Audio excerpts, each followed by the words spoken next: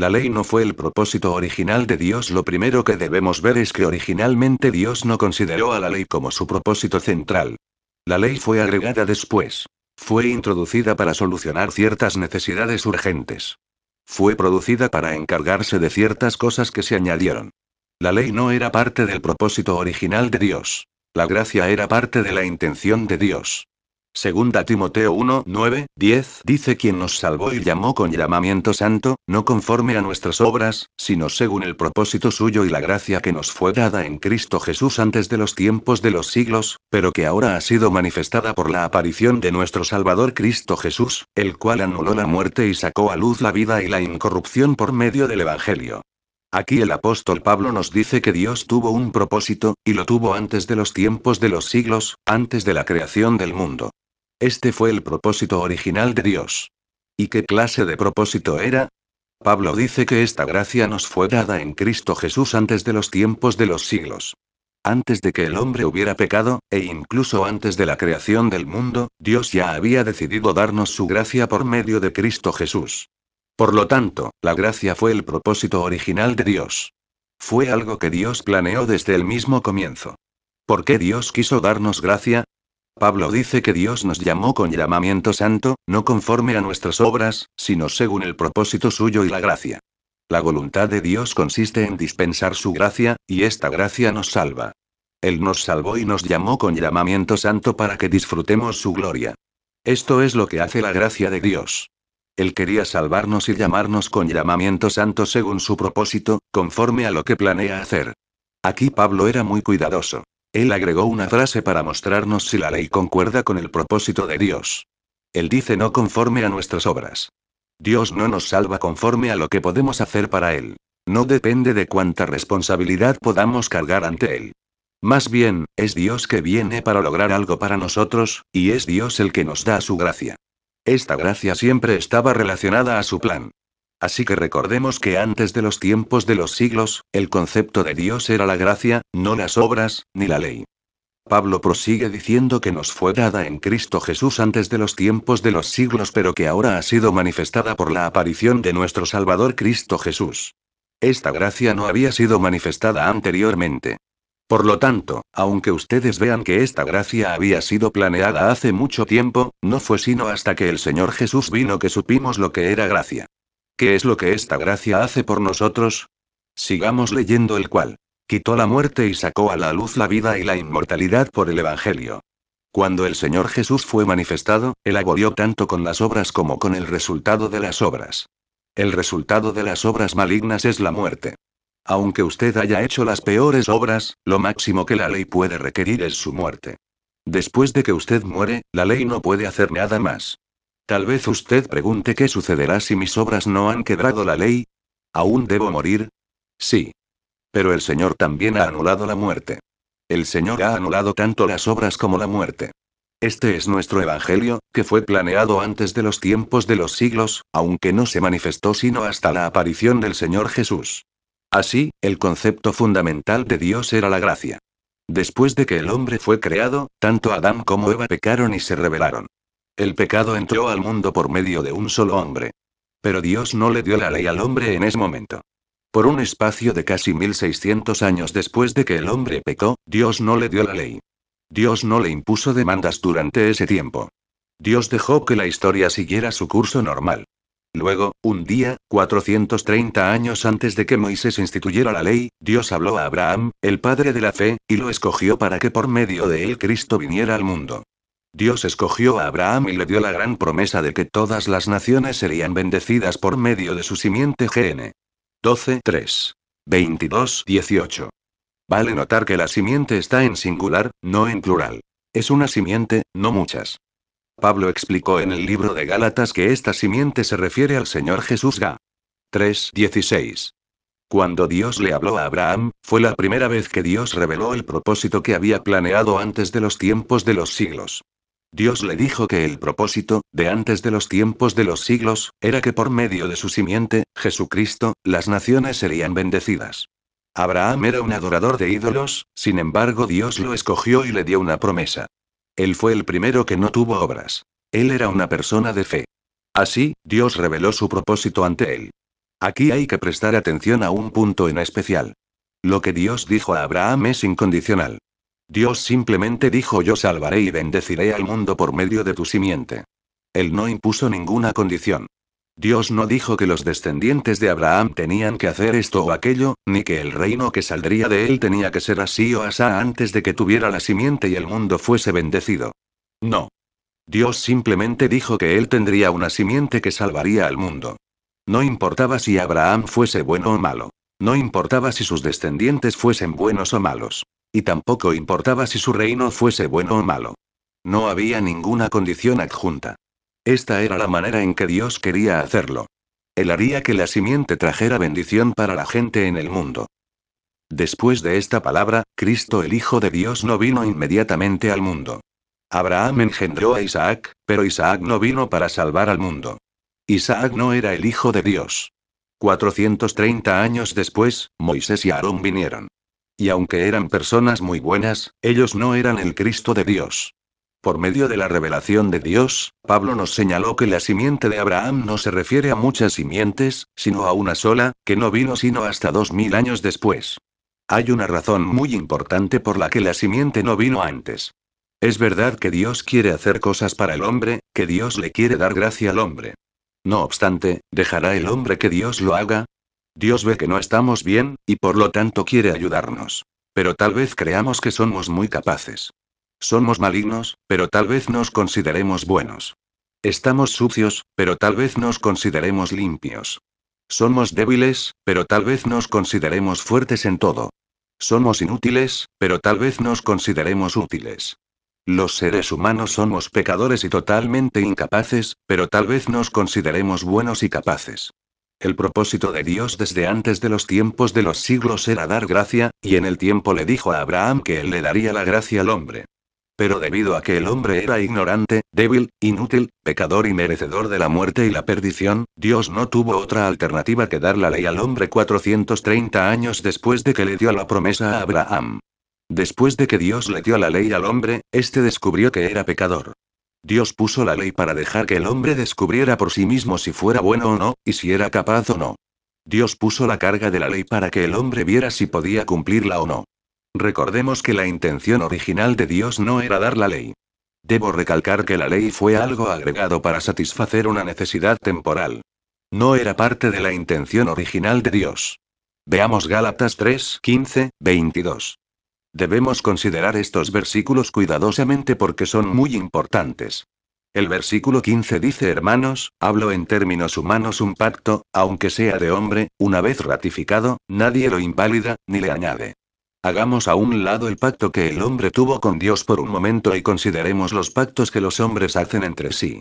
Supongamos que alguien vende una casa, y un contrato fue acordado y firmado. ¿Puede el vendedor venir más tarde a pedir $200 más? ¿Puede, después de firmar el contrato, pensar un poco más y romper el contrato? No. Incluso con los contratos entre los hombres, una vez que son firmados, es imposible agregar o quitar condiciones. Si entre los hombres un contrato es así, cuanto más el pacto entre Dios y el hombre. ¿Cómo hizo Dios su pacto con el hombre? El versículo siguiente dice: ahora bien, a Abraham fueron hechas las promesas, y a su simiente 16. Dios hizo un pacto con Abraham por medio de promesas porque se relaciona al futuro. Lo que se ha cumplido es la gracia. Lo que aún no se ha cumplido es la promesa. Puesto que el Señor Jesús aún no había venido, no podemos decir que el pacto que Dios hizo con Abraham era gracia. En realidad, su naturaleza era gracia, pero aún no se había manifestado, así que todavía era una promesa. Esta promesa fue dada a Abraham y a su simiente. Pablo no dice, y a las simientes, como si hablase de muchos, sino como de uno, y a tu simiente, la cual es Cristo 16.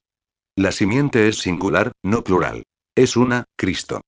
Dios le prometió a Abraham que él produciría a Cristo y que por medio de Cristo las naciones serían bendecidas. El versículo 14 dice: para que en Cristo Jesús la bendición de Abraham alcanzase a los gentiles, a fin de que por medio de la fe recibiésemos la promesa del Espíritu. Este es el pacto que Dios hizo con Abraham. Dado que Dios quiere bendecir las naciones por medio de Cristo Jesús, ¿por qué le dio la ley al hombre 430 años después? Ya que el pacto que Dios hizo con Abraham no podía ser anulada ni suplementada, ¿por qué no vendría el Señor Jesús para darnos gracia? ¿Por qué tuvo que intervenir el problema de la ley? Usted tiene que ver el argumento que Pablo daba. Pablo explicaba por qué, después de 430 años, vino la ley. El versículo 17 dice esto, pues, digo el pacto previamente ratificado por Dios, la ley que vino 430 años después, no lo abroga, para invalidar la promesa. Aunque Dios le dio la ley al hombre, el pacto que él había hecho 430 años antes no podía ser abrogado. Dios no podía cancelar el pacto que ya había hecho al pensarlo mejor 430 después. La ley es algo totalmente contraria a la promesa y a la gracia.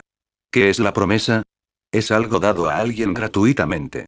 Aunque no lo tenga todavía, lo tendrá más tarde sin lugar a dudas. Pero, ¿qué es la ley? La ley implica que uno debe hacer esto o aquello a fin de obtener algo. Usted puede ver que estas dos cosas son completamente opuestas. La promesa implica que Dios hará algo para el hombre. La ley implica que el hombre hará algo para Dios. El versículo 18 dice porque si la herencia es por la ley, ya no es por la promesa. Si lo que se da es por el principio de la ley, entonces no puede ser conforme al principio de la promesa. Estas dos cosas son completamente opuestas. El versículo 19 dice entonces, ¿para qué sirve la ley? Ahora surge un problema. Este es el problema más difícil de resolver. La ley y la promesa son básicamente contradictorias en naturaleza. Si usted tiene la ley, no puede tener la promesa. Si tiene la promesa, no puede tener la ley. Estas dos cosas no pueden estar juntas. Pero ahora tenemos la ley y la promesa. Dios dio la promesa, y luego 430 años después dio la ley. ¿Qué puede hacer usted? Si el pacto hecho por Dios no puede cambiar, siendo imposible reducirlo ni aumentarlo, entonces, ¿por qué fue dada la ley? Puesto que un pacto no puede cambiar, una promesa siempre será una promesa, y la gracia siempre será gracia. Entonces, ¿para qué se necesita la ley? En el versículo 19 Pablo nos da la respuesta fue añadida a causa de las transgresiones. ¿Qué significa añadir? Hace poco fui a un lugar para trabajar. Mientras estuve allí, fui con unos pocos hermanos a un restaurante para cenar. Debido a que no teníamos una casa allí, fuimos a un restaurante y ordenamos una comida de 5 platillos. Estos platillos se terminaron enseguida, así que le pedimos al camarero que añadiera un platillo más. Añadir otro platillo no era nuestra intención original. Se agregó para suplir la necesidad inmediata. De la misma manera, Pablo dijo que la ley fue añadida. En realidad, Dios no tiene que darnos la ley, ni tampoco tenía que dársela a los judíos. Dios dio la ley a los judíos porque Él quería mostrarle al mundo por medio de ellos que fue dada por causa de las transgresiones. ¿Por qué la ley fue añadida a causa de las transgresiones? Veamos la última parte de Romanos 4:15 pero donde no hay ley, tampoco hay transgresión. Veamos también Romanos 5:20 la ley se introdujo para que el delito abundase. El propósito de la ley es causar que el pecado abunde. ¿Qué significa esto?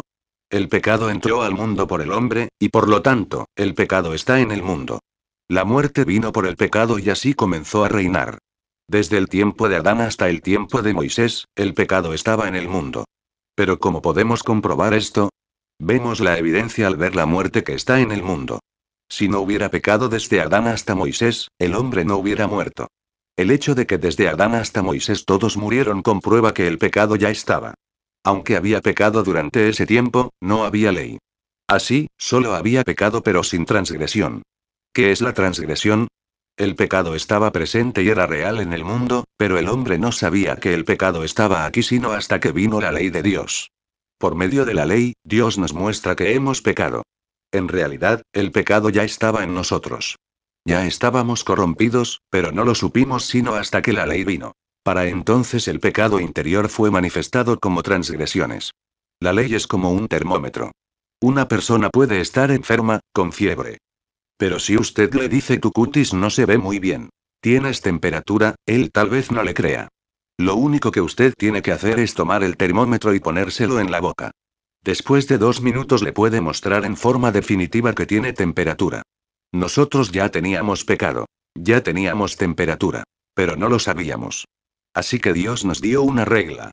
Aunque la ley no sea una regla perfecta, es una regla suficientemente elevada. Dios usa la ley para medirnos. Por ella vemos que hemos transgredido. Una vez que vemos que hemos transgredido la ley, sabemos que hemos pecado. El pecado ya estaba en el hombre. Pero sin transgresiones, él nunca habría confesado que tenía pecado. Solo después de que transgredió, confesaría que realmente tenía pecado.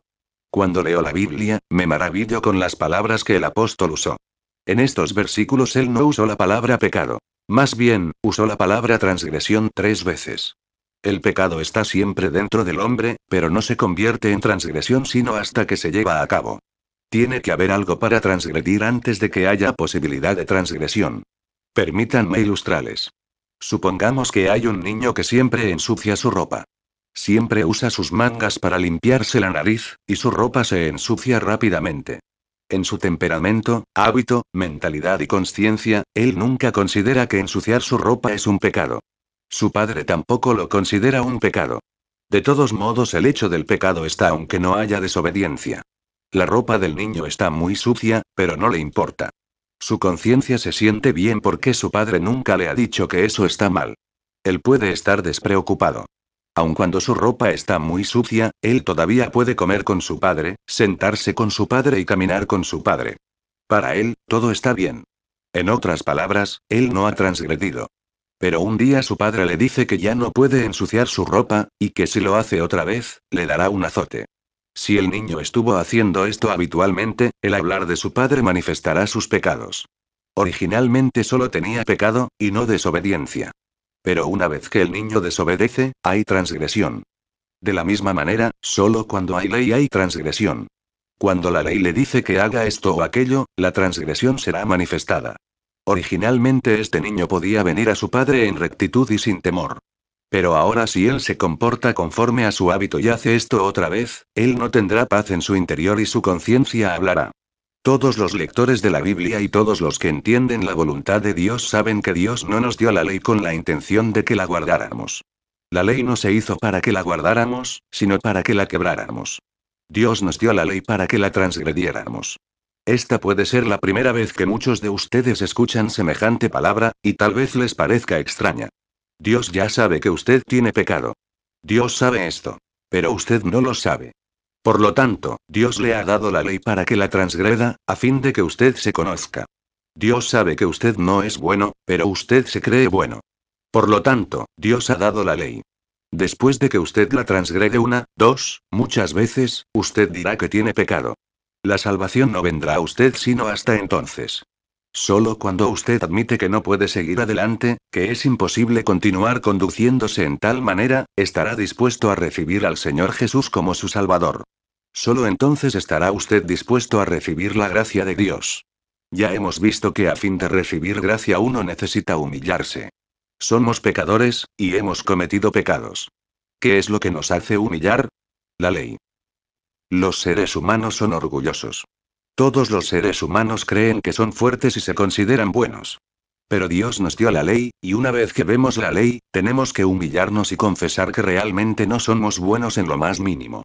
Esto es lo que Pablo daba a entender cuando dijo que antes de haber leído en la ley que no debemos codiciar, él no sabía lo que era codiciar.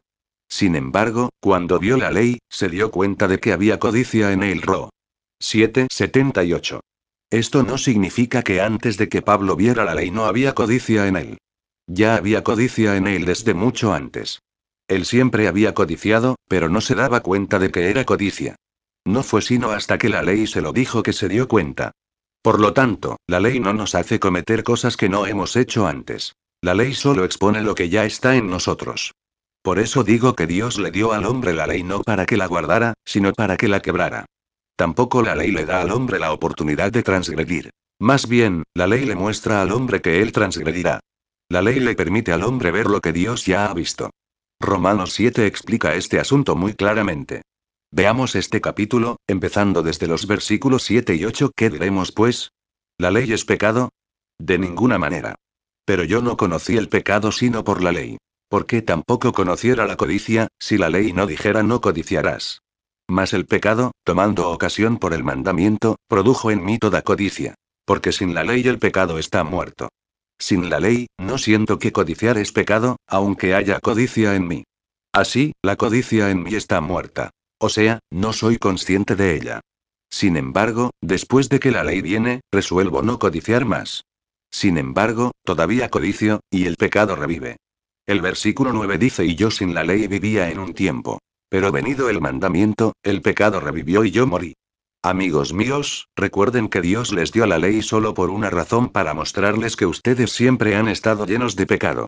Debido a que no han visto su propio pecado, actuaron orgullosamente. La ley vino para ponerlo a prueba. Usted puede decir que no codicia. Sin embargo, si usted trata de no codiciar, ¿cuál será el resultado final? Cuanto más se esfuerza, más débil se hace y más codicioso será. Usted se propone a no codiciar, pero en el momento que se propone esto, se encontrará codiciando todo. Usted codicia hoy, y codiciará mañana. Usted codicia en todas direcciones. Ahora el pecado está vivo, la ley está viva, y usted está muerto. Originalmente el pecado estaba muerto y usted estaba bien, pero ahora que la ley ha venido no puede evitar codiciar.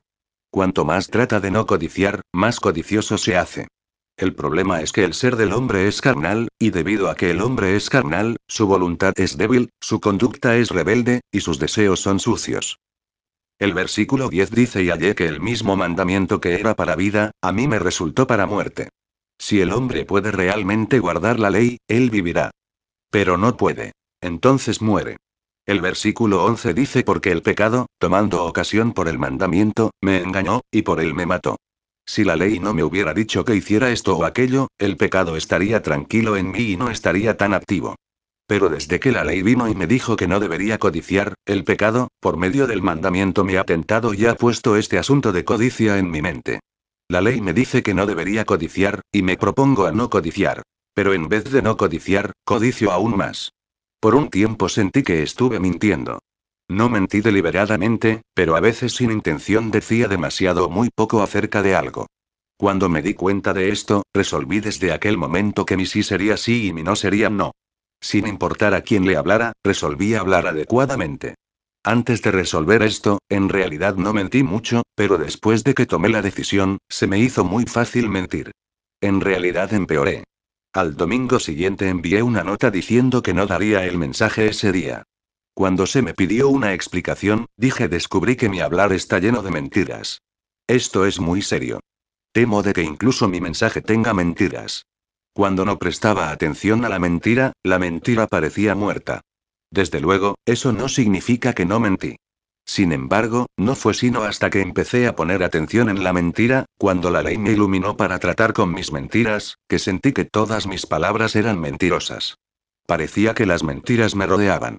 Por lo tanto, descubrí que originalmente las mentiras estaban muertas, pero ahora las mentiras habían revivido. A donde fuera, estaban las mentiras. El pecado me mató por medio de la ley y me inutilizó.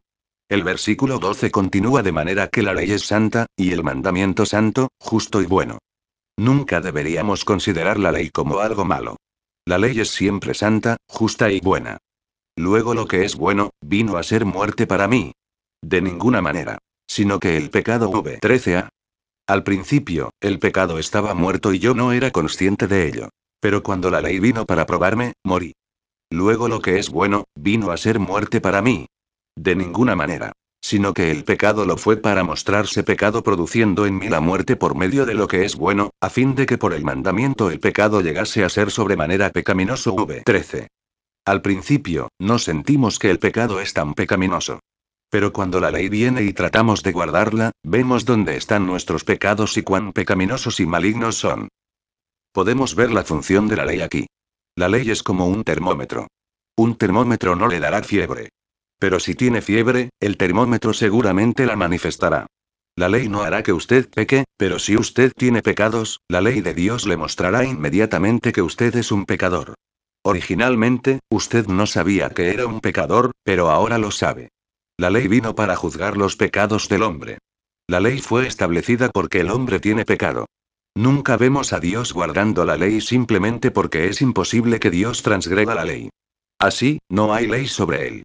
Dios nunca le dijo al Señor Jesús que amara al Señor su Dios con todo su corazón, con toda su alma, con toda su fuerza y con toda su voluntad, y que amará a su prójimo como a sí mismo. El Señor Jesús simplemente no lo necesitaba.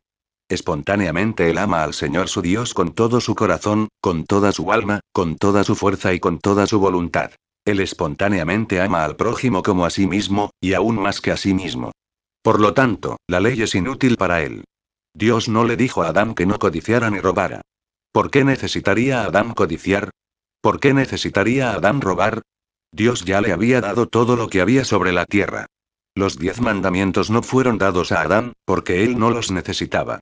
Más bien, la ley fue dada especialmente a los israelitas porque mostraba al hombre carnal su condición interior y su pecado interno.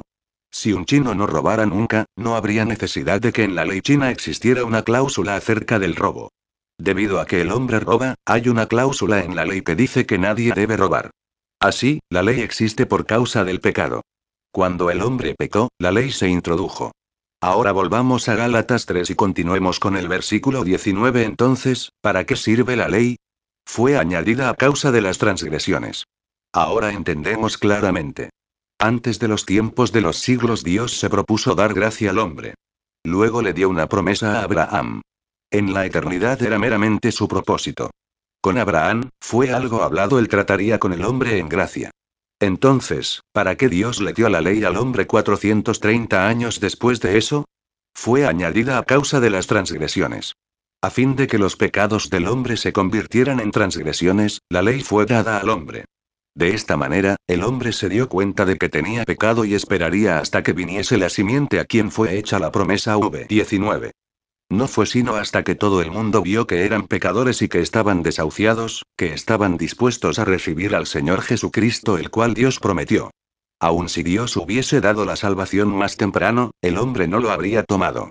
El hombre no quiere la gracia de Dios, pero debido a que el hombre tiene transgresiones y está desahuciado, posiblemente reciba la gracia de Dios. El versículo 19 termina de la siguiente manera: y fue ordenada por medio de ángeles en mano de un mediador. Esta parte se refiere a la ley mencionada anteriormente. No solo la ley fue añadida a causa de las transgresiones, sino que también fue ordenada por un mediador. La ley tiene estas dos características: fue añadida a causa de las transgresiones y fue ordenada por medio de los ángeles en manos de un mediador. ¿Por qué la ley fue ordenada por medio de la mano de un mediador? El versículo 20 explica: y el mediador no lo es de uno solo, ¿ha sido alguna vez un intermediario o un intercesor? Un intermediario actúa para dos partes. ¿Por qué la ley tiene un mediador?